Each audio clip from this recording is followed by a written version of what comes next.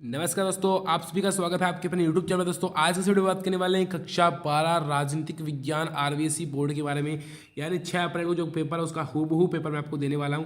100% बहुत कम दिन रह गए और आपको इसी पेपर को बिल्कुल याद भी करना है। 100% वादा किया था आपको लेकर आने का और मैं लेकर आ चुका हूँ। 100% उत्कर्ष के 10 जो मॉडल जाए के थे उनमें सबसे जो अच्छा मॉडल मुझे लगा वो मैं लेकर आपके आया हूँ। मैंने पूरा एनालिसिस किया है और इससे अप टू 90% मैं गारंटी लेता हूँ इस एक मॉडल से 90% जो है सवाल आपके आने के चांसेस रहेंगे। साथ में बड़े जो क्वेश्चन है वो मैं अलग से बताने वाला हूँ कि वो क्वेश्चन आपके आएंगे। बस हर पार्ट के दो दो क्वेश्चन मैं देने वाला हूँ, बड़े जो क्वेश्चन है उनमें से, और आपके 100% क्वेश्चन आएंगे। तो दोस्तों आपको वीडियो को एंड तक देख रहे हैं। और जो सीक्रेट जो क्वेश्चन है ना वो मैं यूट्यूब पर नहीं टेलीग्राम पर अपलोड करता हूँ। टेलीग्राम चैनल को ज्वाइन कर लीजिए, वहाँ पर मोस्ट इंपोर्टेंट क्वेश्चन है वो मैं टेलीग्राम पर अपलोड करता हूँ वहाँ पर, ठीक है। टेलीग्राम पर मैं शाम को इस पेपर है तो उससे पहले 12 बजे तक रात को मैं अपलोड करता हूँ। तो वही क्वेश्चंस आपको पढ़ने हैं, बिल्कुल हूबहू क्वेश्चंस आपको अगले दिन देखने को मिलते हैं। स्टूडेंट से पूछ लीजिए, वहाँ पे जो स्टूडेंट है उनसे पूछ लीजिए। तो दोस्तों ज्वाइन कर सकते हो, इसकी लिंक आपको नीचे डिस्क्रिप्शन बॉक्स में दी गई टेलीग्राम की। और ये इस चैनल को जो सब्सक्राइब करें, यहाँ पर आते हैं मोस्ट इंपॉर्टेंट क्वेश्चंस हर क्लास के, हर सब्जेक्ट के, हर टाइम। दोस्तों शुरू करते हैं इस वीडियो को। तो सबसे पहले राजनीति विज्ञान का है, तो इसमें सबसे पहले कि बर्लिन की दीवार किस वर्ष बनाई गई थी, तो 1961 हो जाएगा। फिर सोवियत संघ किस, देखो मैं समझाने बिल्कुल भी नहीं वाला हूँ, मैं पढ़ा नहीं रहा हूँ आपको, बस बता रहा हूँ कि ये क्वेश्चंस आ सकते हैं, ठीक है। तो सोवियत संघ किस देश में जो है 1919 में हस्तक्षेप किया था, 1900 जो है 900, तो इसने किया था अफगानिस्तान में। फिर सोवियत संघ की समाप्ति के पश्चात रूस के किन दो गणराज्यों में हिंसक अलगाववादी आंदोलन चले थे, तो चेचनिया और दागिस्तान में चले थे। फिर है कि आपके फरक्का संधि का संबंध किन दो देशों से है, तो इसका जो संबंध है वो आपके है भारत और बांग्लादेश से। फिर है अंतर्राष्ट्रीय न्यायालय के न्यायाधीशों की कुल संख्या कितनी है, मोस्ट इंपॉर्टेंट क्वेश्चन है। तो इसमें भाई आपके 15 है, ठीक है।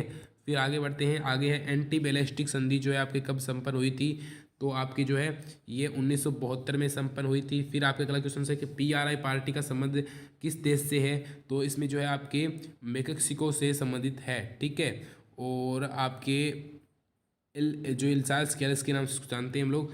फिर आपका 8वां क्वेश्चन है कि भारत ने स्वतंत्रता के पश्चात नियोजित विकास का जो मॉडल है वो किस देश से अपनाया था, तो भाई ये सोवियत संघ से अपनाया था, ठीक है। ये सही हो जाएगा आपके। फिर आपके अगला क्वेश्चन है 9वां क्वेश्चन ये है कि आपके जो है 1965 के युद्ध के बाद भारत और पाकिस्तान के बीच जो है किस समझौते पर हस्ताक्षर हुए, तो 9वें में आपका आंसर हो जाएगा ताशकंद समझौता।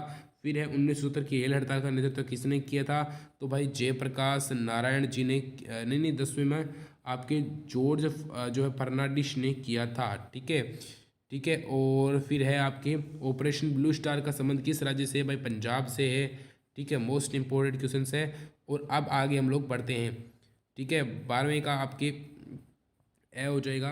फिर है 1900 जो है 79 की राष्ट्रीय मोटर सरकार के प्रधानमंत्री वीपी सिंह थे, ठीक है। फिर है रिक्त स्थानों की पूर्ति कीजिए, तो इसमें है द्वितीय विश्व युद्ध के समय जो है आपको क्या है कि किन में जापान और इटली थे, तो आप लिख लेना धूरी राष्ट्रों में, ठीक है। धूरी राष्ट्रों में जो है जापान और जो है इटली थे शामिल। फिर है एमनेस्टी इंटरनेशनल, एक स्वयंसेवी संगठन है, ये पूरे विश्व में जो है अभियान चला रहा है, तो इसे मानवाधिकारों की रक्षा के लिए, ठीक है। तो मैं मोस्ट इंपोर्टेंट यहाँ पर लिखना चाहूँगा, यहाँ पर एक बार ऐड करना चाहूँगा मानवाधिकारों का। तो यहाँ पर आप लोगों को मैं जूम कर दिया, मैं लिख रहा हूँ मानव अधिकार, ठीक है, मानव अधिकारों के लिए, ठीक है।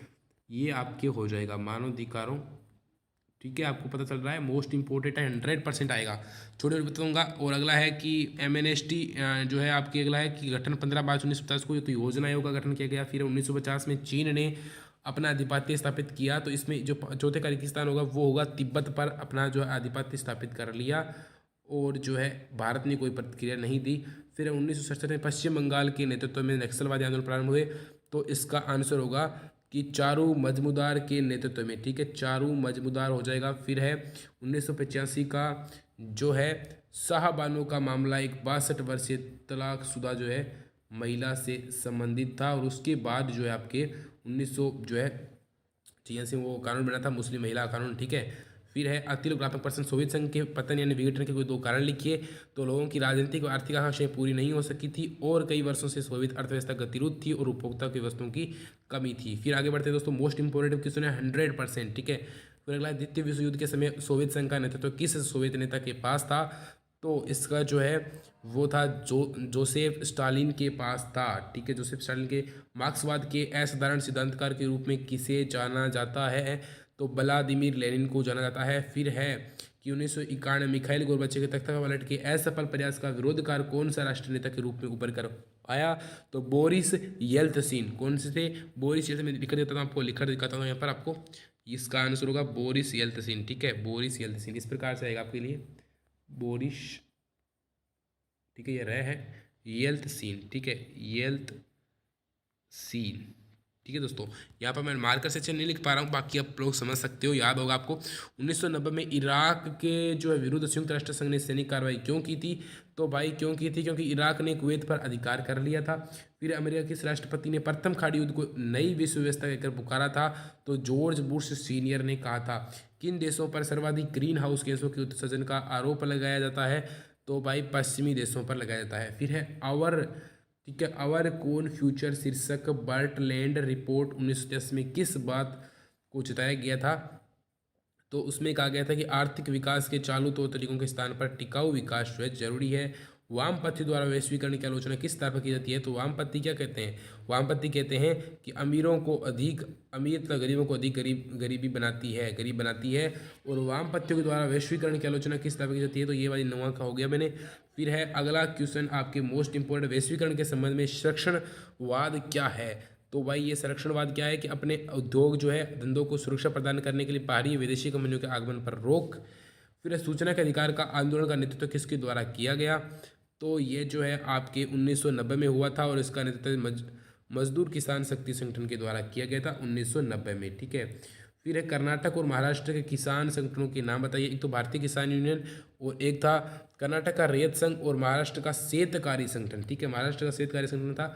अमेरिकी वर्चस्व के रास्ते में कौन कौन से अवरोध हो सकते हैं, वर्णन कीजिए। तो एक तो भाई नाटो हो गया, ठीक है, सीधी सी बात है, अमेरिका की संस्थागत बनावट है। दूसरी आंखें शासन, 3 अंगों के बीच बंटवारा है। और तीसरी कार्यपालिका, फिर आप लोग मान सकते हो नाटो।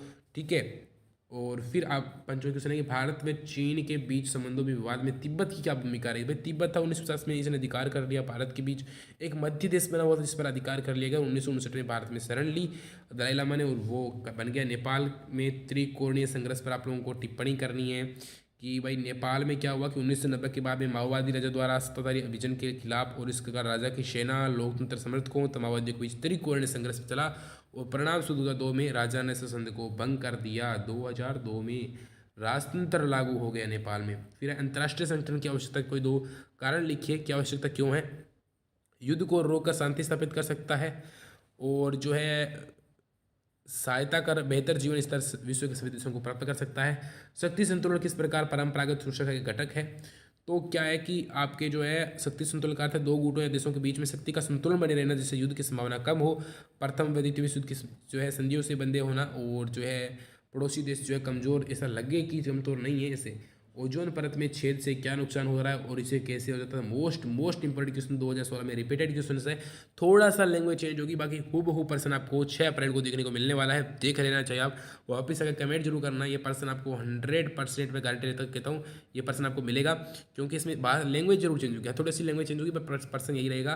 तो इसको ध्यान से पूरा बताने वाला हूँ कि ओजोन परत सूर्य से आने वाले पराबैंगनी किरणों को धरती पर सीधा पहुंचने से रोकती है, जिससे धरती का तापमान जीव जंतुओं के अनुकूल बना रहता है। ओजोन परत में छेद से धरती पर तापमान में निरंतर वृद्धि होती। देखो मैं फास्ट लिखता रहा हूँ कि आपका टाइम खराब ना हो, आप क्वेश्चंस देखो फिर अपनी संजीव गाइड जो भी है उसे रटना शुरू कर। तो यहाँ पर आपको नहीं रटना है, वीडियोस के माध्यम से आपको बिल्कुल अपने रटना है और बिल्कुल अगर आपको अच्छे परसेंटेज लाने हैं एक ही दिन में तो आपको यही करना होगा। ठीक है, तो ओजोन परत से क्या हुआ कि इसे ताप वृद्धि हो रही है और इसे जो है कार्बन डाइऑक्साइड, क्लोरोफोल, कार्बन, मीथेन इत्यादि गैसों को उत्सर्जन को रोकना होगा। फिर यह कथन कहाँ तक उचित है कि वैश्वीकरण राज्य की संप्रभुता का हनन करता है? तो भाई एक तरीके से उचित ही है कि बाधाएं हुई, ठीक है, बाजार की शक्तियों के समक्ष अपनी संपदा खोती जा रही है। ठीक है, अब कहें कि आपका जो है स्वतंत्र पार्टी की आर्थिक विचारधारा पर प्रकाश डालिए। तो ये कहती है कि 1959 में श्री राजगोपालाचारी ने इस पार्टी का जन्म माना। ये पार्टी कहती है कि सब उद्योग आर्थिक क्षेत्रों में उद्योग जो धंधे हैं उनको छूट दे दो फुल, कि जो उद्योग धंधे हैं यानी जो है उद्योगों के द्वारा ही देश का जो है अच्छे देश अमीर बन सकता है। इंदिरा गांधी प्रथम बार प्रधानमंत्री कब कैसे बनी? तो जैसे जो है आपके शास्त्री जी वहाँ से प्रधानमंत्री पद से हटी तो भाई इंदिरा गांधी बन गई। लाल बहादुर शास्त्री की मृत्यु हुई, उसके बाद प्रधानमंत्री पद रिक्त था, तो मोरारजी देसाई और इनके बीच चुनाव हुआ और 2/3 बहुमत से वो पराजित कर 1966 में प्रधानमंत्री बनी। 1969 का राष्ट्रपति चुनाव किस मामले में अन्य राष्ट्रपति चुनाव से विशेष है, क्योंकि जो नीलम संजीव रेड्डी थे उनको पराजित कर दिया गया वीवी गिरी ने। वीवी गिरी जो है इंदिरा गांधी ने अपनी तरफ से खड़ा किया था वीवी गिरी को, और जो है नीलम संजीव रेड्डी आधिकारिक उम्मीदवार थे, पर जो है इंदिरा गांधी से पूछे ही नहीं, तो इस मामले में तो इंदिरा गांधी ने वो किया और उनको जितवा दिया। नर्मदा बचाओ आंदोलन के अंतर्गत नर्मदा नदी पर बनाए जाने वाले बांधों का विरोध किन कारणों से किया गया, तो भाई इन्होंने कहा कि जो लगभग 245 गांव जो है डूब की चपेट में थे और 2.5 लाख लोगों का विस्थापन संकट था, इसीलिए उन्होंने कहा कि पहले विस्थापन और पुनर्वास की नीति बनाइए, फिर ये काम होना चाहिए। ठीक है, तो यहाँ पर आपके जो है अगला 15वां क्वेश्चन की बढ़ते हैं कि मिजो अलगाववादी आंदोलन के संदर्भ में राजीव गांधी, इसकी पीडीएफ टेलीग्राम चैनल पर मिलेगी। मोस्ट इंपोर्टेंट क्वेश्चन भी टेलीग्राम चैनल पर मिल जाएंगे आपको। मिजो अलगाववादी आंदोलन के संदर्भ में राजीव गांधी लालगेड़ा समझौते पर जो है आपको टिप्पणी करनी है। तो 1946 से राजीव गांधी और लालगेड़ा जो मिजो नेशनल फ्रंट के नेता समझौता हुआ और उन्होंने कहा मिजोरम को पूर्ण राज्य का दर्जा मिलना और कुछ विशेष अधिकार दिए गए। लालगेड़ा मुख्यमंत्री बने और मिजो नेशनल फ्रंट धारा की राजनीति में शामिल हुआ। इस तरह इस समस्या का समाधान हुआ। फिर है ऑल असम जो है स्टूडेंट यूनियन यानी आसू की प्रमुख मांगे क्या थी, कि वो कह रहे थे कि जो आसू ने विदेशों में एक विरोध का आंदोलन चलाया। आसू एक छात्र संगठन था और इसका जुड़ाव किसी भी राजनीतिक दल से नहीं था। आसू का आंदोलन अवैध अप्रवासी बंगाली और अन्य लोगों के प्रभुत्व था। मतदाता सूची में लाखों अप्रवासियों के नाम दर्ज कर लेने के विरुद्ध था। आंदोलन की मांग थी कि सन 1951 के बाद जितने भी लोग असम आकर बसे हैं उन्हें असम से बाहर किया जाए। फिर है केरल मॉडल क्या था, मोस्ट इंपॉर्टेंट क्वेश्चन है। केरल मॉडल क्या था कि केरल में जो है अपनी एक अलग से नियोजन किया गया। एक केरल के नियोजन के नीति को उठाया गया। शिक्षा, स्वास्थ्य, भूमि सुधार, प्रभावशाली अन्न वितरण और गरीब उन्मूलन को लक्ष्य करती है। तो केरल का एक अलग ही मॉडल था विकास का, उसको केरल मॉडल कहा गया। अब भारतीय विदेश नीति के जो प्रमुख सिद्धांत है उनका उल्लेख करना है, तो ध्यान से सुनना। सिद्धांत कूटनिरपेक्षता की नीति, पंचशील, निशस्त्रीकरण, अंतर्राष्ट्रीय संगठन जैसे संयुक्त राष्ट्र संघ को पूरी निष्ठा के साथ सहयोग देना और अंतर्राष्ट्रीय सामान्य समस्याओं के लिए अपने राष्ट्रीय हितों को ध्यान में रखते हुए पूरा सहयोग देना। अपने पड़ोसी देशों के साथ जो है आप लोग कर सकते हो कि अच्छे तरीके से व्यवहार करना। 1974 की रेल हड़ताल क्यों हुई, तो भाई ये रेल हड़ताल कर्मचारियों के संघर्ष से संबंधित राष्ट्रीय जॉर्ज फर्नांडिस के नेतृत्व में रेल कर्मचारियों ने राष्ट्रीय व्यापी हड़ताल का किया और बोनस और सेवा से संबंधित सड़कों को लेकर हुई।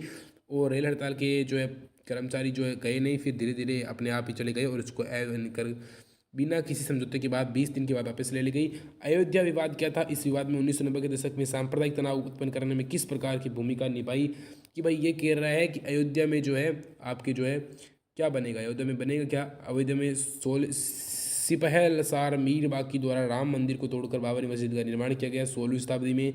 तो 1940 के दशक तक इस मस्जिद पर ताला लगा हुआ था। 1990 के दशक में भारतीय जनता पार्टी ने हिंदुत्व के मुद्दे के आधार पर लाल कृष्ण आडवाणी के नेतृत्व में रथ यात्रा का आयोजन किया और इसमें राष्ट्रीय स्वयंसेवक संघ और विश्व हिंदू परिषद ने भी सहयोग किया। और इस प्रकार से 6 दिसंबर 1992 को पूरे भारत से राम भक्त अयोध्या पहुंचे और उन्होंने विवादित बाबरी मस्जिद को ध्वस्त कर दिया, जिसके परिणाम से उत्तर प्रदेश की कल्याण सिंह सरकार को जो वहाँ से हटा दिया गया। और क्या हुआ, फिर क्या भंग कर दिया गया। और इस घटना के साथ पूरे हिंदू मुस्लिम सांप्रदायिक इतना बड़ा जो लगभग 10 वर्षों तक चालू रहा।